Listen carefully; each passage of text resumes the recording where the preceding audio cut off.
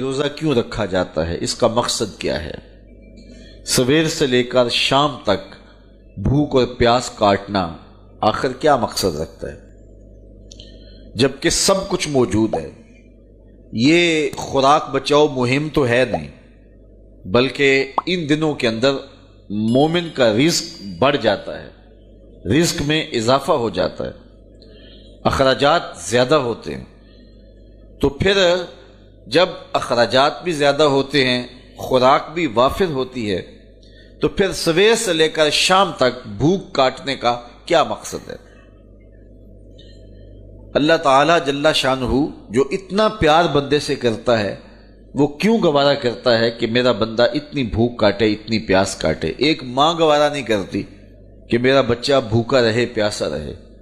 بچہ بھوکا ہو تو ماں تڑپنے لگ جاتی ہے، اور اس کی بھوک مٹانے کے لیے اسے کسی کے گھر میں جا کے مزدوری کرنی پڑے، کسی دہلیز سے جا کے مانگنا پڑے، وہ اس کا پیٹ بجھانے کے لیے سب کچھ کر گزرتی ہے، اور وہ ہر دکھ جھیل لیتی ہے کہ میرا بیٹا کوئی تکلیف نہ سہے، میری اولاد کوئی دکھ نہ سہے۔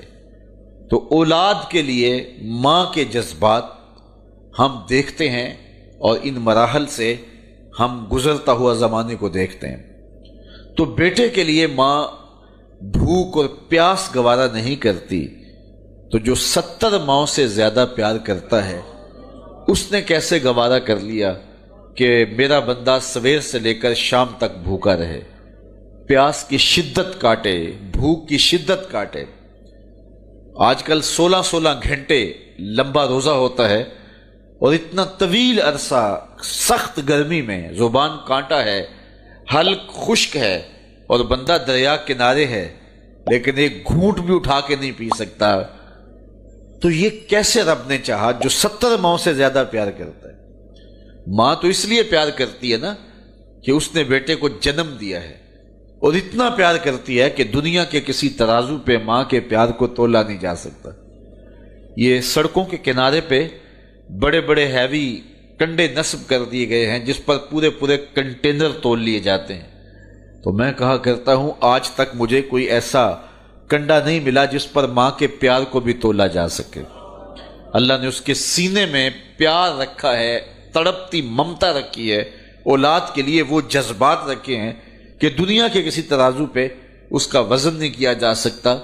پھر دوسری بات، آج بازار جائیں تو کوئی شے بھی آپ کو خالص نہیں ملتی، لیکن ماں کا پیار آج بھی کھرا ہے، ماں کا پیار آج بھی سچا ہے۔ اولاد کے لیے اس کے جذبات آج بھی جو ہیں وہ بالکل کھرے ہیں۔ اولاد کا پیٹ پالنے کے لیے کسی کے گھر کے برتن مانجنے پڑے تو ماں اس سے بھی گریز نہیں کرتی۔ شہر میں آ کر پڑھنے والوں بھول گئے ہو، کس کی ماں نے کتنا زیور بیچا ہے۔ مائیں اولادوں کے لیے کیا کیا پاپڑ نہیں بیلتی، کیا کیا دکھ نہیں سہتی، خود گیلے بستر پہ لیٹ جاتی ہیں اور بیٹے کو خشک جگہ پہ لٹاتی ہیں، اور اذیت سہتی ہیں، دکھ سہتی ہیں، خود پیاس اور بھوک برداشت کر لیتی ہیں، لیکن اولاد کو جو ہے وہ بھوک اور پیاس برداشت ان کی برداشت نہیں کر پاتی ہیں۔ یہ ان کے سینے میں اولاد کا پیار ہے۔ تو اولاد کے ساتھ ماں باپ کو اتنا پیار کیوں ہے؟ تو اس کا جواب ایک ہی ہے، اس لیے کہ ماں نے بچے کو جنم دیا ہے۔ تو اس جملے پہ آپ کی توجہ چاہوں گا، جس نے جنم دیا ہے وہ اتنا پیار کرتی ہے، تو جس نے خلق کیا ہے وہ کتنا پیار کرتا ہو۔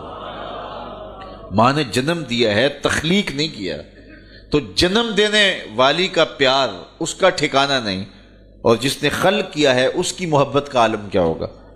تو ماں گوارا نہیں کرتی تو رب نے کیسے گوارا کر لیا؟ اس مسئلے کو سمجھنے کے لیے پھر دوبارہ ماں کی گود میں آنا پڑے گا۔ بیٹا بیمار ہو گیا، ماں اٹھا کے اس کو ڈاکٹر کے پاس لے گئی۔ ڈاکٹر نے کہا کہ اسے یہ دوائی دو، یہ سیرپ پلاؤ، ٹھیک ہو جائے گا۔ اب سیرپ کڑوا تھا، بچہ پیتا نہیں۔ ماں نے اس کو زبردستی لٹایا، اس کا منہ کھولا، اور سختی سے اس کے منہ کے اندر کڑوے سیرپ کے چمچ انڈھیل رہی ہے۔ کیا ماں صفاق ہو گئی؟ ماں کا پیار چھن گیا؟ اس کی ممتا کہیں رخصت ہو گئی؟ وہ جو بیٹے کی آنکھ میں ایک آنسو بھی گوارا نہیں کرتی تھی، تڑپ جاتی تھی، بیٹا چیخ رہا ہے، رو رہا ہے، ماں زبردستی اس کا منہ پکڑ کے کڑوا سیرپ اس کے حلق میں ٹپکا رہی ہے، تو اس کا جواب یہ ہے کہ ماں سفاک نہیں ہوئی، ماں ظالم نہیں ہوئی، اس کے ممتا نہیں چھنی، بلکہ بیٹا نہیں جانتا، ماں جانتی ہے، یہ چند لمحوں کی کڑواہٹ ہے، چند گھڑیوں کی تکلیف ہے، اس کا نتیجہ شفا کی صورت میں برآمد ہوگا۔